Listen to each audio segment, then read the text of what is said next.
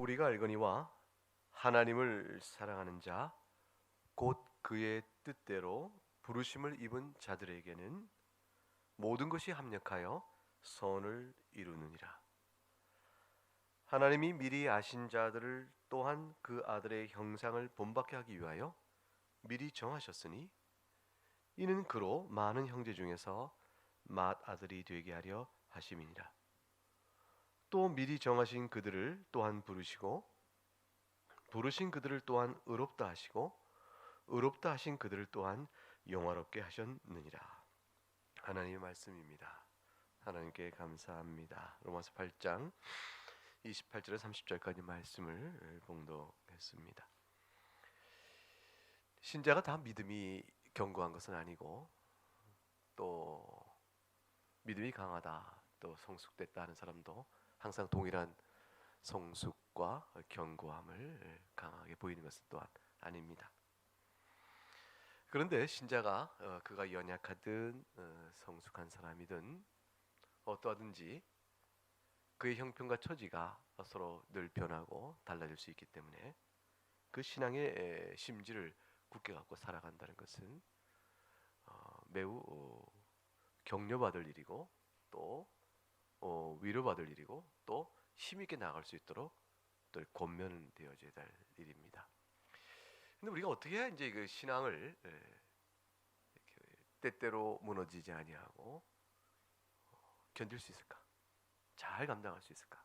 이 질문에 대한 답이 오늘 본문에서 찾아집니다. 우리가 신앙이 약해지거나 또는 흔들리거나 하는 것은 하나님이 보이지 않으나 보이는 현실이 우리에게 하나님의 약속을 믿고 의지할 수 없게끔 우리를 흔들어 놓기 때문에 그렇습니다. 다시 말하면 보이는 현실이 우리에게 위협적이고 보이는 현실이 우리 신앙에 대해서 또 우리가 이해하고 있는 신앙적인 약속들이 실제로 이루어지지 않을 것 같은 그러한 위기를 불러다 주기 때문입니다. 그런데 오늘 본문은 우리의 모든 인생이 비록 환난과 어려움과 고난이 있다 할지라도 그것 자체로 인해서 하나님께서 우리에게 목적하신 바 또는 하나님 우리를 사랑하시는 바 또 우리가 하나님의 자녀되다는 바 우리가 신앙으로 인해서 기대됐던 행복과 그 선이 이루어지지 않거나 또는 없는 것이 아니라라는 사실을 일깨워줍니다. 눈에 보이는 것으로 보이지 않는 하나님의 약속과 하나님께서 우리에게 주시는 그 행복과 귀한 선들을 판단하지 말라라는 것이 되어집니다. 하나님께서 우리에게 약속하신 것은 먼 미래적인 것이요 그러나 또한 동시에 현재적이기도 하는 것인데 그것이 우리에게 어떻게 이루어지는 것을 우리가 늘 우리로서는 눈에 보이는 것을 보고 그것을 판단하고 보이는 것 때문에 그것이 있을 것을 생각하며 아니 보이는 것에 만족이 있어야 그것이 바로 하나님 우리에게 주시는 것이라고 생각하는 매우 잘못된 종교적 인식들이 우리에게 있습니다. 근데 오늘 본문은 그것이 아니라는 사실을 일깨워줍니다. 하나의 원칙을 우리에게 선언하는 것이에요. 이 원칙에 따라 현재 눈에 보이는 일들이 어떠하든지 그러한 줄 믿으라 이렇게 얘기하시는 것이에요. 그 원칙이 무엇이냐면 28절 말씀 같이 읽어보죠. 로마서 8장 28절 시작. 우리가 알거니와 하나님을 사랑하는 자 곧 그의 뜻대로 부르심을 입은 자들에게는 모든 것이 합력하여 선을 이루느니라. 이 사실을 마음에 굳게 명심할 것을 하나님께서 우리에게 요구하십니다. 하나님을 사랑하는 자, 하나님을 사랑하는 마음이 내 안에 있다는 것은 이미 하나님께서 우리에게 사랑하셨다는 사실 증거입니다. 그러니까 우리가 하나님을 사랑하고 하나님을 사랑하여 헌신하고 하나님을 사랑하여 우리의 사랑을 하나님께 드렸기 때문에 하나님이 그래서 마음이 흡족하여 우리에게 사랑을 주시는 관계가 아니라는 것이죠. 우리가 하나님을 사랑합니다 라는 마음의 고백이 있다면 그는 의심할 수 없이 하나님이 나를 사랑하고 있다는 결정적 증거를 내가 내 안에 갖고 있다는 사실을 기억하라는 것입니다. 무엇에도 불구하고 각각 살아가는 형편이 어떠하든지 그런 것입니다. 오늘 모인 우리들은 각각 살아가는 삶의 형편이 다를 것입니다. 영적 형편 다르고 육적인 형편이 다를 것이고 그리고 그것이 직장과 가족과 또 살아가는 모든 삶 또는 교회 형편 그 어떤 것이든지 노예의 형편이 다 다를 것이 다 다르지만 그 모든 것들에도 불구하고 이 땅에 우리가 겪는 인생의 재반 문제가 어떤 것이고 불구하고 상관없이 하나님께서 우리를 먼저 사랑했기 때문에 우리가 주님을 사랑하고 있는 현재 신앙을 갖고 있다는 사실을 기억하라는 것입니다. 따라서 내가 내 마음속에 하나님을 향한 사랑과 고백, 그것이 내 마음에 분명하게 실제하고 있는 한, 눈에 보이는 현실의 형편은 전혀 상관없이 하나님 나를 절대로 사랑하고 있다는 사실에 대한 가장 결정적 증거를 갖고 있으니 두려워할 것 없고 담대하고 믿음의 길을 걸어갈 수 있다라는 것입니다. 이것이 로마서 8장 28절에서 우리에게 일러주는 것이죠. 그러므로 하나님의 사랑이 그러면 이 모든 현실에도 불구하고 어떻게 나타나는 것입니까? 라고 물어볼 때 이 모든 현실에도 불구하고 나타나는 하나님의 선은 이 모든 현실을, 우리가 살아가는 모든 이 짧은 한평생에 겪는 모든 현실을 다 모아서 그걸 다 구슬을 엮으셔서 우리에게 아름다운 광채, 아름다운 화관처럼 우리에게 씌워주시고 아름다운 예복을 입혀주시듯 입혀주시면서 우리를 향한 하나님의 지극한 선하심을 나타내 보이시게끔 되어 있다. 그럼 하나님께서 우리에게 베푸신 그 아름다운 선이라는 것이 도대체 그럼 무엇일까요? 합력과 선을 이룬다고 말하는 그 선이 도대체 무엇일까요? 라고 물어볼 때 그것에 한 답이 29절부터 풀어집니다. 29절 말씀을 같이 읽어보죠. 하나님이 미리 아신 자들을 또한 그 아들의 형상을 본받게 하기 위하여 미리 정하셨으니 이는 그로 많은 형제 중에서 맏아들이 되게 하심이라. 즉 하나님께서 모든 것에 합력한 선을 이루시는 그 선은 이 땅에 우리가 살아가는 인생 그 구비구비마다 다 연결하여 이끌어 가시는 하나님의 특별 섭리가 있습니다. 그 특별 섭리는 일반적으로 우리가 살아가는 삶의 관계 속에서 어떤 사람을 사랑하고 주고받고 또 말도 나누고 사상 나누고 엮어지는 이런 관계 속에 이루어지는 일반적 현상들은 하나님의 일반적 섭리라고 말하는 것을 통해서 이루어집니다. 우리가 살아가는 모든 삶의 형편은 하나님이 정하신 환경 안에서 이루어지죠. 이 환경 자체가 일반적 섭리예요. 그런데 그 일반적 섭리 가운데서 그 섭리 가운데 살아가는 개개인 우리 하나하나를 향한 하나님의 특별한 목적이 있습니다. 그 특별한 목적이 어떤 이에게는 직업적 소명으로 나타날 수 있고 또는 사역적 소명으로 나타날 수 있고 또 우리가 알지 못하는 어떤 결정에 하나님 이끄심이 무엇입니까? 라고 우리가 묻고 기도할 때 하나님의 특별한 섭리를 우리가 묻는 것이에요. 근데 이 특별 섭리는 하나님께서 미리 정하신 바 되어 있으나 우리에게 미리 알려주어 그것을 알고 행하지 않게끔 하십니다. 우리가 하나님의 교훈을 따라 선택하고 고민할 수 있게끔 하는 과정을 거쳐서 미래를 겪어가게 하세요. 근데 그런 미래들이 모아지면 하나님께서 결국 이러한 오늘에 이르기 위하여 이렇게 인도하셨구나라고 말하는 우리의 삶에 대한 하나님의 뜻을 해석하는 눈길이 열어집니다. 그 눈길은 지금 이 땅에 사는 동안 우리가 완전하고 분명한 해석을 할 수는 없지만 어렴풋한 짐작으로 살아가는 그런 것들이 있어요. 그에게 영적인 선들은 그렇게 해서 우리가 구별되어집니다. 내가 그때 그와 같이 되어진 것은 바로 이와 같은 하나님의 나를 향한 선하심 때문에 이루어진 것이구나 라는 것을 고백하게 될 때는 결과적으로 세상 것을 잃어버려도 내 영혼이 더욱더 든든해지고 하나님 앞에서 바른 신앙의 기초에 내가 서 있다는 사실을 하게 될 때 그 받은 은혜가 너무 커서 그렇게 고백하게 되는 것이죠. 그래서 내가 고난받는 게 오히려 내게 복이었다 이렇게 얘기되는 이런 형편이 나타나는 것이에요. 그러니까 그렇게 고백되어지는 하나님과 관계상 속에서 특별하게 깨닫는 영적 선, 그런 것들에 대한 어렴풋하지만 그것일 거라고 마음에 짐작돼가는 자기 해석, 그런 것들은 하나님이 나를 향한 특별 섭리에 대한 우리 개인적 해석이에요. 그것을 못 봐가 그렇다라고 확정 질서는 아무도 없습니다. 그런데 그런 선에 대한 짐작이요 또 해석들은 그 다음에 우리 나갈 바를 이렇게 비춰주시면서 더욱더 영적으로 선한 결국을 이끌어 가심으로 인해서 최종적으로는 과연 그러시겠구나라는 마음의 확신으로 다가올 수가 있게 되어집니다. 이 모든 것들은 영적 선한 결과와 관계될 때 보다 더 확실합니다. 영적인 선에서 멀어질수록 우리가 확신할 수 없어요. 예컨대 내가 어떤 일을 해놓고 그 일은 하나님께서 나를 향한 작정한 뜻에 대한 실현이다. 그런 의미에서 하나님 뜻이다. 이렇게 말할 수가 없다 그 말이에요. 모든 일은 하나님의 뜻 가운데 이루어지니까 하나님의 뜻에 맞는 하나님이 작정하지 않은 일이 일어난 일은 없지만 마치 내가 그렇게 되게끔 내가 선택한 일이 하나님 기뻐하시는 뜻으로서 작정된 것인 양 자기가 저질러 놓고 하나님이 그렇게 내게 향한 뜻이다 이렇게 말할 수는 없다 그 말이죠. 그럼으로 인해서 우리는 이 땅에서 살아갈 때에 합력할 선을 이룬 것을 미리 내다보고 살지는 못합니다.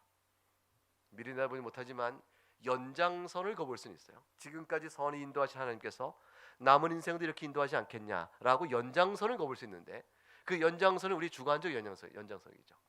고백의 기초에서 지금까지 겪었던 삶의 간증이요 신앙적 인도에 대한 자기 고백 기초에서 연장선을 거볼 수 있지만 그 연장선은 점선이기 때문에 또 확실한 실선이 아니기 때문에 가봐야 하는 일이긴 합니다. 그러나 확실한 건 뭐냐면 지금까지 내가 하나님 앞에서 하나님 앞에 내가 온전치 못하고 불순종과 많은 죄악과 나태함이 있어도 불구하고 나를 사랑하여 이렇게 인도하시사 오늘에 이르게 하신 주님의 손길은 하나님께 그 앞날에도 또한 그리하실 것이라 라고 믿는 그런 것입니다.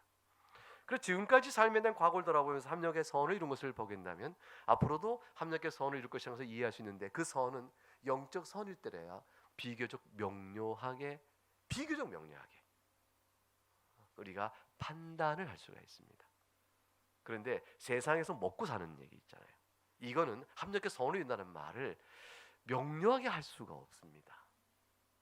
직장을 구하는데 어떤 사람을 우연히 길에서 만나서 얘기 나누다가 그 사람에게 귀한 채용 정보를 얻고 그래서 내가 마치 그 회사를 얻는데 그거야말로 나에게 딱 맞는 직장이었다. 하나님의 섭리의 인도심이 있었다. 이렇게 얘기할 수 있겠죠. 그런 의미에서 확실히 하나님의 섭리적 인도가 있는 것입니다. 그런데 그와 같은 식으로 일상에서 살아가는 일에서 합력할 선을 이루는 것을 매번 해석하려면 어려운 일도 많이 겪어요. 왜냐하면 우리가 먹고 사는 문제의 선이라는 것은 항상 편하고 환란이 없는 것만을 선으로 생각하기 때문입니다. 그러나 하나님께서 어떤 일에 합력해 선을 이룬다고 말할 때 선은 영적으로는 손해되는 일이 없고 영적으로는 무익한 일이 없다는 뜻이에요.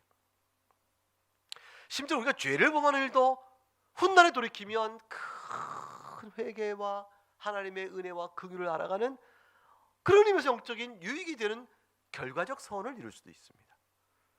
그 자체는 악이지만 그 자체는 죄지만 죄인을 끝내 불러내시는 하나님의 긍휼하심이 내게 임할 때 그런 것들도 돌이켜 선을 이룰 수 있으니 영적 선은 매사가 다 유익되게끔 합력의 선을 이룰 수가 있게 되어집니다. 왜 이렇게 하시는가? 그 목적은 29절 방금 읽었던 말씀 속에서 한 가지 뚜렷한 목적 때문입니다. 그것은 뭐냐면 그의 아들의 형상을 본받게 하기 위한 것입니다. 하나님께서는 미리 아신 자들 또한 그 아들의 형상을 본받게 하기 위해 미리 정하셨다 되어 있어요. 그러니까 하나님께서는 우리의 인생을 이끌어 가신 섭리에 특별 섭리에 모두가 통일된 목적 하나가 있어요. 어떤 사람에 대한 특별 섭리, 저는 목사가 되도록 특별 섭리를 받은 사람입니다. 그 제 인생 중에 살아가는 모든 길 속에서 이렇게 인도하시고 저렇게 인도하시고 방향을 이렇게 인도하셔서 결국에는 신학적 소명과 그 오늘에 이르기까지 저의 사역과 방향을 다 결정해 주시고 인도해 오셨어요. 그런 의미에서 저는 하나님 앞에 목사가 되는 특별 소명을 받은 자라 이렇게 제가 얘기할 수 있고 확신할 수 있습니다. 왜냐하면 이미 되어진 일이기 때문에 이것은 분명한 일이에요. 그런데 이렇게 정하신 일과 여러분 가운데 대부분은 신학으로 소명받고 목사가 되지 않으신 분들이에요. 그리고 교인들이죠. 그 여러분의 소명은 저와 특별 소명이 다르겠죠. 인생의 자리매김과 해가는 일에. 그러나 여러분과 저와 똑같은 한 가지 목적으로 일반화되어 통일된 목적이 있어요. 그 소명이 있어요. 부르심이 있어요. 작정이 있어요. 섭리가 있어요. 그게 뭐냐면 하나님의 아들의 형상을 담는 겁니다. 그 제가 신자로서 성공적인 신앙생활을 했는가? 제가 신자로 하나님께 칭찬받을 만한 합당한 신자로 살았는가? 이런 것은 목사로 얼마큼 일을 잘했느냐가 거기 있는 것이 아니고 하나님의 아들 형상을 본받을 만한 신자로 제가 어떻게 살았냐 여기에 따라 달라집니다. 그러니까 사역적으로 어떤 일을 잘했는가 이 자체는 하나님께 정하신 대로 분량이 이루어집니다. 저에게 주신 은사가 있고 그 은사를 통해서 게으르지 않고 부지런히 행하여 그래서 그 일을 해나가겠죠. 그런데 그 일을 해나가는 사역의 모든 성질은 하나님의 아들의 형상을 담도록 하기 위한 자료요 방편들입니다. 하나님께서 어떤 지역에 선교사를 보내시면 그 선교사를 통하여 그 지역에 택한 자를 불러내시기 위한 하나님의 구원적인 섭리가 작용을 하고 있죠. 그리고 그것은 하나의 특별 섭리로 작용하고 있을 것입니다. 그래서 사용되고 있는 것이죠, 선교사가. 그러나 선교사는 그 지역의 순종에 가서 복음을 전하여 하나님 택한 영혼을 불러냈다는 사역적 성공 그 자체로 그 사람의 한 인생이 신자로서 하나님 앞에 서 있는 것이 아니에요. 그건 사역자로 서 있는 일이에요. 그 사역을 성실히 감당했는가? 라는 그 성실성은 그가 하나님 아들의 형상을 닮을만한 것인 것과 연결되어 갑니다. 그가 하나님 아들의 형상을 닮기 위한 부르심의 수고에 따라, 그 특별 부르심의 수고에 따라 성실히 그 사역을 감당하면 아마도 성실할 것이요, 고난도 감당할 것이요, 또 어려운 일이 있어도 그 장래에 있을 영광을 바라보며 인내로 감당할 것이에요. 근데 그가 그렇지 못하다면, 사꾼이라면 인내를 감당할 일이 없고, 그리고 하는 일의 모든 사역이 인상을 찌푸리게 할 만한 일들이 그 안에 많이 섞여 있게 될 것입니다. 그가 혹시라도 결과적으로 다른 사람들에 비해서 많은 영혼을 불러내는 일을 했다 할지라도 그것은 하나님께서 그를 그때 사용하신 그의 하나님의 뜻에 따라 이루어진 결과를 추수했을 뿐이지, 자기의 특별한 헌신이 남들보다 더 특별하게 되어졌다라고 공로적 우월감을 가질 수는 없습니다. 따라서 어떤 형편과 어떤 처지에 살든 어떤 시대에 살든 모든 신자는 우리의 통일된 특별 섭리, 하나님의 아들의 형상을 본받도록 하기 위하여 우리를 택하시고 불러내셔서 오늘까지 이끄신다는 이 사실 앞에서 자신을 돌아보는 것, 그것이 굉장히 중요합니다. 따라서 모든 걸 합력한 선을 이루신다라고 말할 때 그 선이 도대체 뭘까? 그 선이 도대체 뭘까? 그러면 그 답이 나온 거예요. 그 선은 뭐냐면 하나님 아들의 형상을 담는 것입니다. 하나님, 이 고난이 저에게 도대체 무슨 선이란 말입니까? 이 관란이 도대체 저에게 무슨 선이란 말입니까? 이 수고가 도대체 왜 저는 이렇게 땀 흘려 일해야 됩니까? 라고 말할 때 그 답은 뭐냐면 하나님 아들의 형상을 담기 위해서 너에게 그것이 필요하다. 이게 주어진 답입니다. 이건 명백한 하나님의 교훈으로 확인되는 것이에요. 이걸 얼만큼 이해하고 받아들여서 자신에게 적용시켜 자기가 과연 그런 믿음의 삶을 이루어갈 수 있을는지는 여러분의 믿음의 분량의 몫이지만 그 해석의 방향은 분명합니다. 자신이 등 따숩고 배부르고 편안한 인생을 살고 있어요. 하나님, 도대체 저에게 이렇게 남들은 겪는 많은 인생적 환란이 있는데 저에게는 이렇게 평안함을 주시나이까? 물어야 되는 것이. 물어야 되는 것이. 하나님, 저는 나면서 지금까지 재물로 인한 결핍으로 인한 고통이 없이 지금까지 살아왔나이다. 제게 주어진 재산을 볼 때 평생 제가 남은 인생 사는 동안에도 그 문제에 관한 큰 고통이 없을 것으로 예상이 되어나이다. 한평생 저는 나면서부터 이 세상을 떠날 때까지 자식에게 대를 이어 전투의 전투를 이어주고 가옥의 가옥을 이어줄 만한 많은 물질이 우리에게 주어진 까닭은 도대체 무엇입니까? 물어야 되는 것이에요. 그 자체가 삶의 목적이 아니기 때문에 그래요. 물어볼 때 뭐죠? 답은 뭐냐면 이 모든 합력한 선을 이루시는 그 뜻은 무엇이며, 다시 말하면 이 모든 것들의 재물의 풍성함이 하나님의 아들의 형상을 담기 위한 나를 향한 부르심 앞에 어떻게 되는 것입니까? 이걸 질문해야 되는 것이. 그 질문이 없으면 영혼이 망하게 됩니다. 그러면 부한 자나 가난한 자나 병으로 고생하여 하나님의 도우심과 늘 기도로 사는 사람들은 하나님의 아들의 형상을 담기 위하여 나가는 그 목적을 몰라도 기도함으로 인해서 하나님 앞에서 작은 일에 감사하고 나갈 수 있겠지만, 늘 건강한 사람, 아픈 사람의 형편을 모릅니다. 동정은 하지만 이해는 못하는 그런 동감이 없는 상태에 이르게 되어지겠죠. 그런 사람들은 하나님의 아들 형상으로 이루기 위하여 우리를 부르셨다는 목적에 있어서 어떻게 이해될까? 이런 부분을 생각해 봐야 합니다. 모든 것을 합력하여 선을 이루기 때문에 지금 여러분이 삶의 자리 속에서 하나님의 아들의 형상을 본받게 하여 지금 나에게 놓여진 형편들은 각각 어떻게 작용하는 것일까? 이것들은 무엇을 위해 주신 것일까? 이거를 물어야 합니다. 묻고 기도하며 각각 형편 속에서 예수 그리스도를 담기 위하여 가진 것을 사용하는 법과 부딪혀오는 도전을 극복해가는 것들을 생각해 보아야 합니다. 하나님께서 미리 아신 자들을 또한 그렇게 첫 마디가 시작되어졌죠.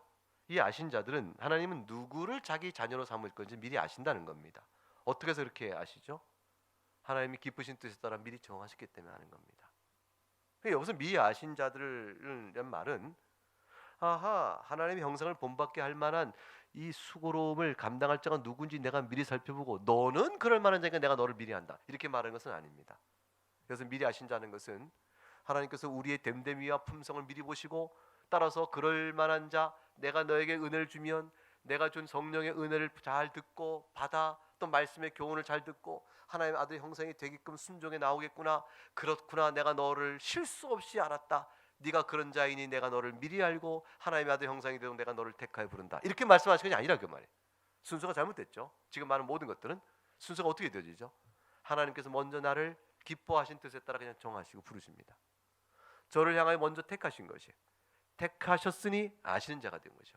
왜 택하셨나? 하나님 아들의 형상이 되게끔 하기 위해 택하신 겁니다. 본래 우리는 어떤 자인데? 죽은 자죠. 본래 우리는 어떤 자인데? 죄에 부패한 자들이죠. 우리에게서 무슨 하나님의 형상을 담을 만한 가능성과 기회와 어떤 형편을 볼 수 있겠어요? 어둠이요.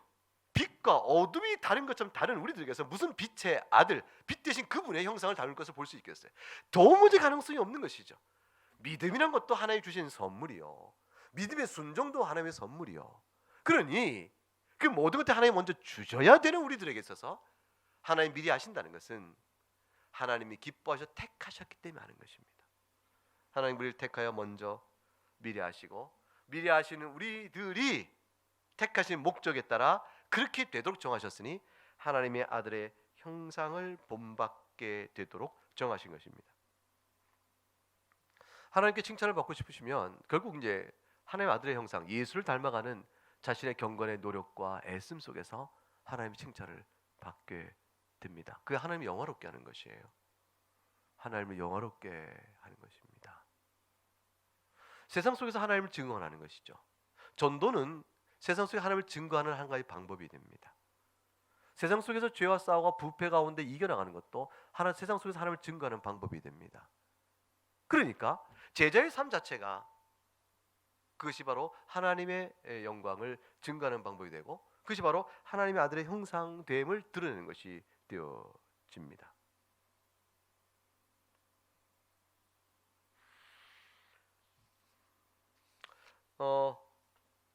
이런 맥락에서 볼 때 하나님께서는 실제로 우리로 하여금 하나님의 아들의 형상을 본받도록 하는 자를 삼기 위하여 우리의 눈을 들어 계속 바라보게 하는 한 분이 있음을 가르쳐 주십니다. 누구를, 우리가 어떻게 하나님의 아들의 형상을 본받을 수 있을까요? 하나님의 아들의 형상을 본받으려면 본이 있어야 본을 받잖아요. 그러니까 우리에게는 이미 보이신 본이 있는 겁니다. 누구죠? 그의 아들, 하나님의 아들, 그 예수님이십니다. 예수님을 자꾸 바라보고 우리가 소설도 있는 것처럼 예수님이라면 어떻게 하실까? 그것처럼 실제 주님의 마음과 생각과 그의 행하신 모범적인 경건을 우리가 잘 따라가고 배워 익혀 생각하면, 그러면 우리 가운데서 그리스도의 거룩하고 사랑스럽고 인자가 풍성한 성품이 우러져 나오게 되는 그러한 작은 부분의 실현을 보게 될 것입니다. 이것은 고난을 전제로 하는 것이에요. 예수님의 이 땅의 삶 자체가 고난이었기 때문에 하늘의 영광 보좌를 비우시고 이 땅에 성육신 하셨다는 자체가 이미 주님 고난의 삶입니다. 따라서 이 땅에 사는 동안 주님이 행하신 모든 고난의 삶의 배경으로 전제하고 있으니까 하나님께 이 말 주실 때는요, 우리 인생이 힘들다라는 사실을 전제하고 주시는 것이에요.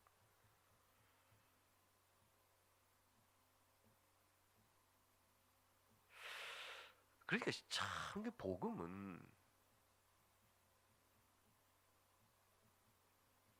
편안한 사람 잘 알기 힘듭니다. 복음은 슬픔 가운데 있는 사람들이 잘 압니다. 경제소득이 나라 전체 형편이 뭐 10,000불 이상 넘어가면 신자율이 떨어지기 시작하고 신앙이 세속화되어지고 20,000불, 30,000불 되면 점점점 교회가 타락하고 그렇게 되어진다라고 말을 합니다. 그 왜 그럴까요? 물질의 풍성함이죠. 물질의 풍성함은 배고픔을 모르고 영적 굶주림을 몰라요. 그러니까 먹는 것의 배부름이 영적 굶주림을 모르게끔 만들어갑니다. 이게 이제 일반적인 현상이요 역사 속에 보여진 일들입니다.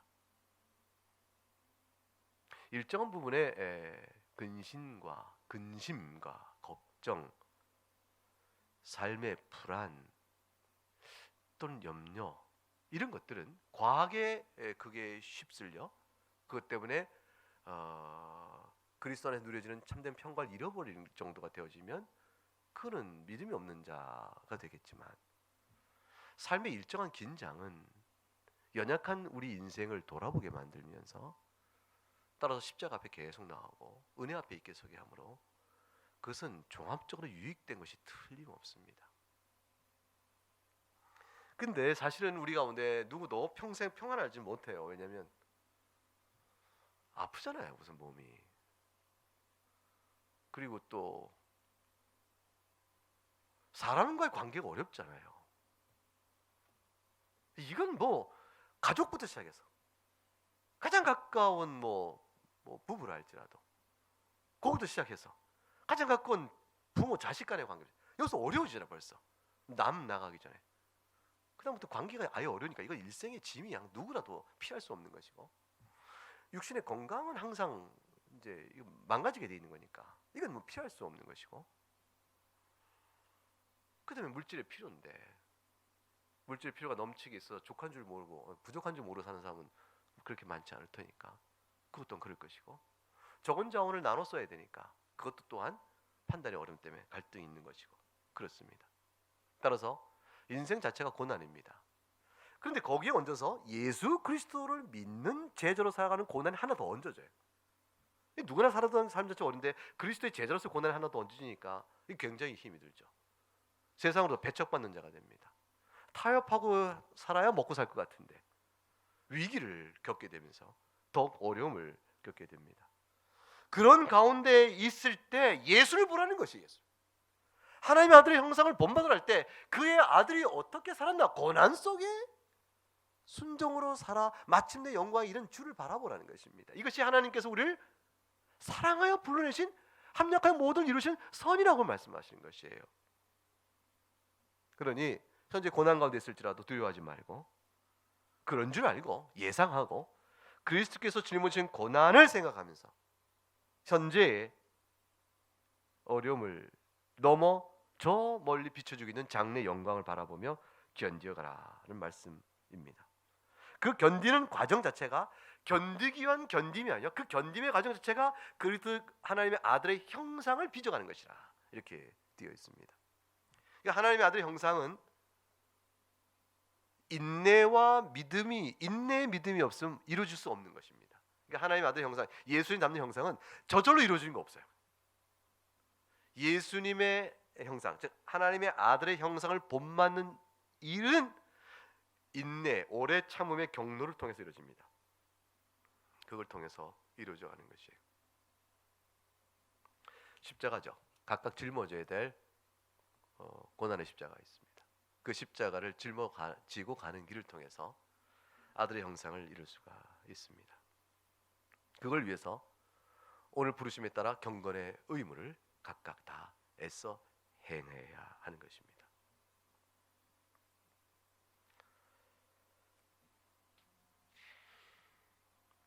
그러면 30절 말씀, 29절의 하반절에 이는 그러 많은 형제 중에서 맏아들이 되게 하려 하심이라 했어요. 중요한 말씀이 나옵니다. 우리가 하나님의 아들인 예수 그리스도의 형상을 닮기 위하여 나가도록 하실 때 그렇게 하게 하신 까닭은 뭐냐면, 우리가 많은 형제, 그로 하여금 많은 형제에게 맏아들 되게 하셨다. 이건 예수님이 우리가 주님을 닮아가면 주님과 우리가 형제가 되는 것이죠.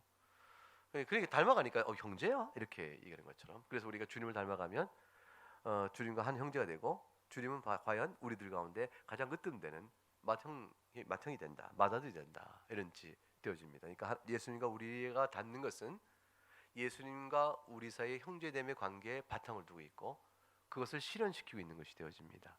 근데 우리가 어떻게 예수님과 형제가 될까요? 혈통으로 형제가 될 수 없잖아요. 우리가 다윗 혈통 아니고 마리아 혈통을 따른 사람 아니니까 우리 혈통으로는 예수님과 우리가 형제가 될 수 없습니다. 그런데 우리가 예수님과 형제가 되는 것은 또 딱 한 가지예요. 예수 그리스도를 믿음으로 말미암아 그에게 접붙임 받아, 그래서 그리스도께서 우리를 위하여 죄를 짊어지시고 고난을 당하시면서 우리를 그의 형제라 일컬으시기를 부끄러워하지 않는 은혜를 통해서 우리가 되어집니다. 그러니까 우리가 하나님의 믿음으로 말미암아, 예수님을 믿음으로 말미암아 하나님의 자녀가 되는 입양, 양자됨의 은총을 누리니까, 양자됨의 은총을 누려 이미 독생하신 친아들이신 예수 그리스도와 아들로서의 지위를 함께 누리게 되고 따라 형제가 됨이 되어집니다. 그런데 우리가 하나님의 양자됨이란 것은 예수 그리스도의 구속적 은혜를 기초로 되어져요. 그러니까 예수님과 우리 사이에는 예수님이 우리를 형제라 부르실 수 있는 그런 구원의 사역을 예수님께서 이루시고, 예수님의 그 사역, 고난과 영광의 사역에 의지하여 그걸 통하여 말미암아 우리는 예수님의 형제됨의 은혜를 누리게 되어집니다. 그러니까 형제라 하여 부모에게서 같이 나서 형제들 간엔 서로 빚질 것이 없죠. 우리가 자라면서 부모님에게 빚진 생명을 빚지고 양육의 빚을 지고 있지만 형제끼리 무슨 빚을 져요? 물론 큰형과 막내가 나이차가 많으면 뭐 그럴 수 있겠지만, 일반적인 의미에서 형제들은 같이 한 부모 밑에서 한 부모의 사랑을 입고 같이 자라는 사이죠. 그런데 예수님과 우리 사이는 형제됨이라는 말의 개념이 그렇지가 않습니다. 예수님께서 우리의 존재됨의 근원을 이루시는 분이에요. 그리스도의 사역 기초로 인해서 우리가 하나님의 양자됨을 얻기 때문에 예수님과 우리 사이의 형제됨은 우리가 하나님의 자녀가 되도록 그리스도께서 이루셨고, 따라서 우리가 그렇게 됨으로 해서 예수님과 형제 되어지는 아주 특별한 관계로 되어집니다. 히브리서 2장을 가보게 되면 이 부분에 대한 약간의 이해를 돕는 설명부에 나옵니다. 히브리서 2장 9절부터 말씀을 읽어보겠습니다. 오직 우리가 천사들보다 잠시 동안 못하게 하심을 입은 자, 곧 죽음의 고난 받으심으로 말미암아 영광과 존귀로 관을 쓰신 예수를 보니, 예수님이죠. 이를 행하심은 하나님의 은혜로 말미암아 모든 사람을 위하여 죽음을 맛보려 하심이라. 주님이 죽으셨어요.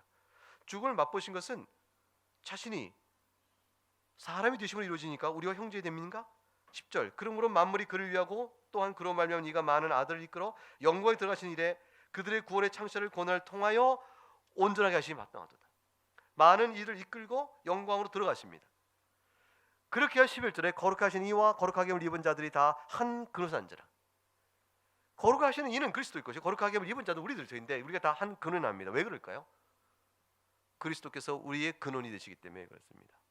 그러므로 형제라 부르시기를 부끄러워하지 아니하시고 오히려 시편에 나와 있는 말씀들, 22편의 말씀대로 내가 주의 이름을 내 형제들 선포하고 내가 주를 교회 중에 찬송하리라 하셨으며, 또다시 내가 그를 의지하려 하시고 또다시 볼지어다 나와 및 형제께서 하나님께 나와 및 하나님께서 내게 주신 자녀를 하셨으니, 14절 자녀들은 혈과 육에 속하였음에 그도 또한 같은 모양으로 혈과 육을 함께 지니심은, 형제됨에 대한 육적 근거가 나옵니다.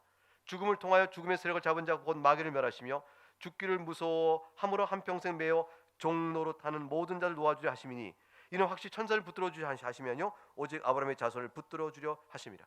이 아브라함의 자손이라는 것은 예수 그리스도를 가리키고 예수 그리스도와 함께 연합되어 있는 아브라함이 약속받은 모든 자들 다 가리킵니다. 이중적 의미가 있죠. 그러므로 그가 범사의 형제들 같이 되심이 마땅하도다. 그러니까 여기 형제됨이라는 것은 이중적이에요. 하나는 주님도 혈과 육에 속하였다. 그러나 혈과 육에 속한 우리들을 구원에 이르게끔 하심으로 인해서 우리가 하나님 양자되니 그러므로 우리와 같이 형제 되신 분이시라. 이중적이에요. 이는 하나님의 일에 자비하고 신실한 대제사장이 되어 백성의 죄를 속량하려 하심이라. 대제사장이 어떻게 백성과 형제 되실까요? 그가 시험을 받아 고난을 당하였은즉 시험 받는 자들 등이 도우실 수 있는 주님의 특별한 위치 때문에 그렇습니다. 그러므로 오늘 본문 중에 우리가 하나님의 아들인 예수 그리스도의 형상을 담다는 것은 우리를 향한 구원 사역의 목적 그 자체예요. 우리가 하나님의 양자가 된다는 것은 거룩한 성화와 하나님의 아들을 담는 이 형상의 부름과 관계없이 그냥 죄인된 상태로 죄 가운데 그냥 푹 젖어 살면서도 예수님 믿네 구원받았네 하면서 하나님의 자녀가 될 수 있는 일은 절대로 불가능합니다. 실제로 우리는 하나님의 자녀가 되는 그리스도의 형상을 담는 일을 우리가 바꿔가시는 일을 하나님은 결코 중단하지 않으세요. 그 일을 행하심으로 인해서 하나님의 아들의 형상을 본받는 모습을 읽어내는데 그 영광의 모습으로 바뀌어가는 모습을 보고 도대체 이 일이 어떻게 우리에게 이루어졌는가?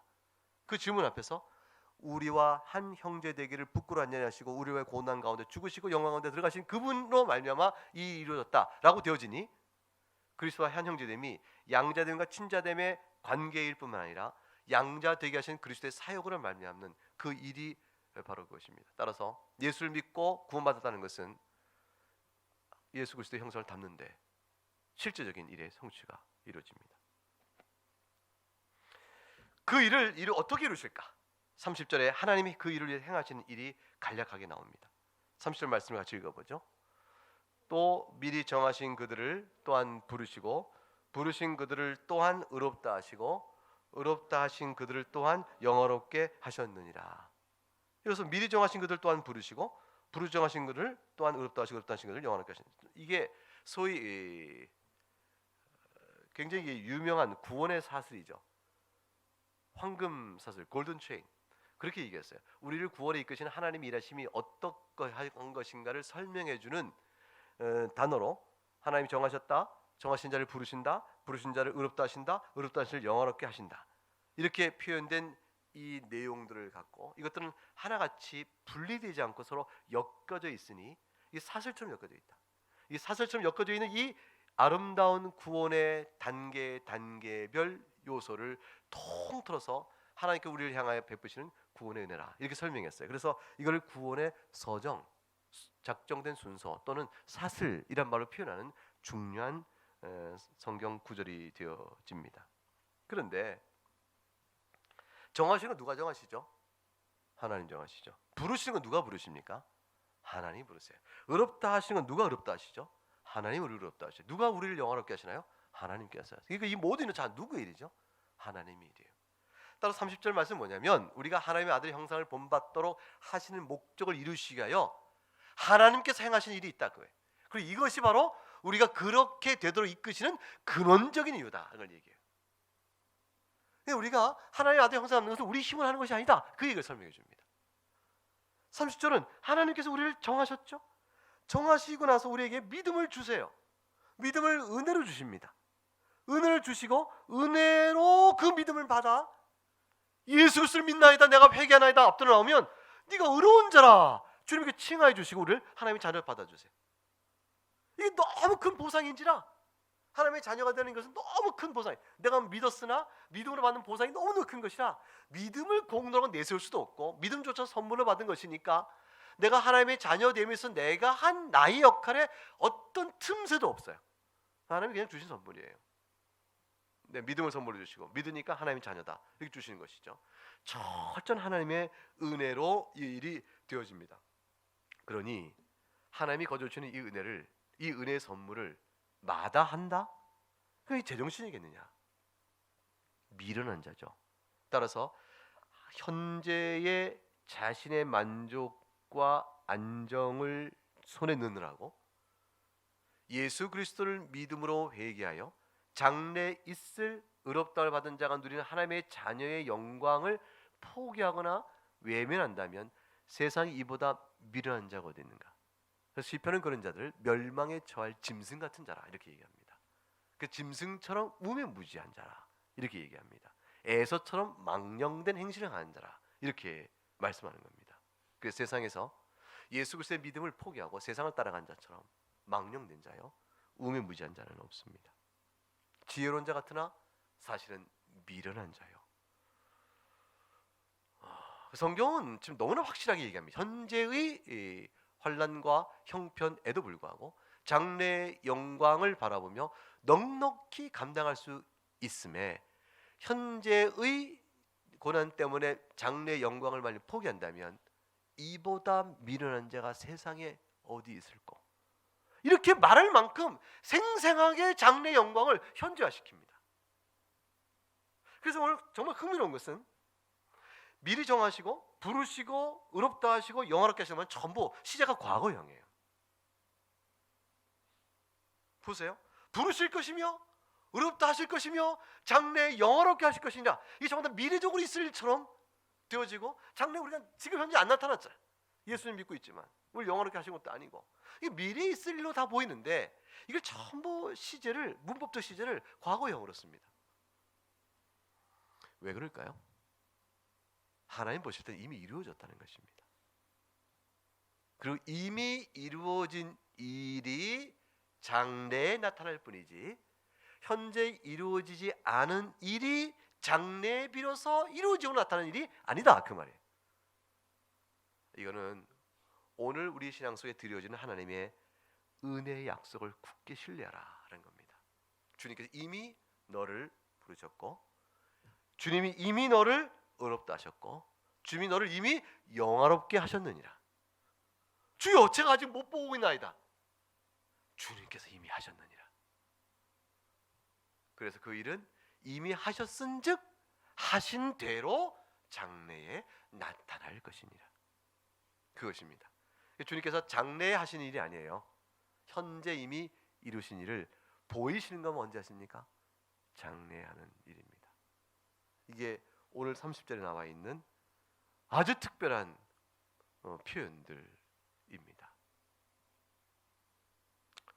여러분은 지금 서로 보세요. 얼마나 영화로운가. 영광이 보입니까? 그리스도의 영광이 서로의 얼굴 속에 비쳐 보이시나요? 그거를 바라보시는 안목을 필요합니다. 아, 주님의 사랑하는 사람이구나. 형제구나. 믿음 안에 한 형제구나. 주께 사랑하여 당신을 여기에 두셨고 주께 사랑하여 나를 이곳에 두셨으니 내가 당신을 사랑하고 우리가 서로 사랑합니다 라고 말할 수 있어야 합니다. 생각이 속 다르더라도 사랑해야 하는 겁니다. 생각이 다른 게 왜 멀어질 이유가 되겠어요? 또 성격이 달라도 사랑해야 합니다. 성격이 다르다고 해서 왜 사랑하지 않아야 될 이유가 됩니까? 그걸 다 사랑은 넘어가는 겁니다. 쉽진 않겠죠. 그러나 주님 앞에서 이 신앙적 사실을 생각해 보는 겁니다. 아주 영광스러우면 모양이 똑같을까요? 다를까요? 개성이 있을까요? 없을까요? 다 영광스럽게 막 빛나면 개성이 있을까요? 없을까요? 우리는 다 영화롭게 되어지도 개성은 다 남을 겁니다. 저는 그렇게 믿습니다. 꽃은 다 이쁜데 똑같은 꽃은 하나도 없어요. 들꽃도 이쁘잖아요. 너무 이쁘잖아요. 그러니까 다 영광스러운 모습을 입고 있을 때 저러겠구나. 다 아름다워요. 그러나 개성은 다 남을 겁니다. 그런 가운데 개개인의 영광과 그리스도 나라의 합력한 영광이 그렇게 드러나서 영광의 근원이요 영광 자체이신 하나님의 영광을 비추는 것으로 있게 될 겁니다. 그리고 우리는 우리 영광을 바라보면서 하나님의 영광을 바라보며 마음껏 흠모하게 될 거예요. 도대체 저 영광, 하나님의 영광 얼마나 아름다운 거. 그러면서 그걸 흠모하며 계속해서 영원토록 살게 될 겁니다. 그것이 이미 임한 것임을 마음에 확신을 갖고 현재의 고난도 합력과 선을 준 줄 알고 하나님의 아들 형상을 담기 위한 오늘의 하나님의 부르심인 줄 알고 인내로 참아 견디며 경건 가운데 그걸 힘껏 살아가라. 그것이 오늘 주시는 약속의 말씀입니다. 무거운 신앙의 짐을 지워주는 것이 아니라 주신 바 약속이 이미 이루어짐을 생각하며 힘을 내라고 말씀합니다. 정말 힘이 날 수 있을까요? 감당할 수 있을까요? 기도하시면 됩니다. 기도하면 힘을 얻습니다. 기도하면 정말 힘을 얻습니다. 그러니까 기도했는데 힘이 없어 무너지는 사람은 없습니다. 생각하면 무너질 수 있습니다. 기도하면 살아납니다. 생각을 자꾸 하면 점점 힘이 빠져갑니다. 기도하면 힘이 채워집니다. 참 이상하죠? 왜 그럴까요? 생각을 많이 하면 사람이 힘으로 생각해요.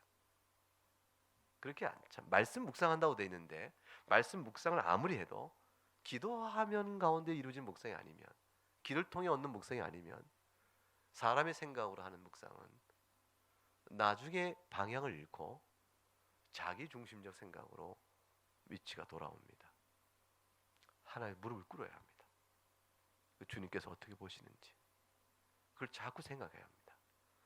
그러면 주께서 이 땅에 계실 때 예수님께서 기도함으로 고난을 감당하신 것처럼 우리들도 어느새 이 땅 인생의 종점 나그네 길 다 간 상태로 있게 될 겁니다.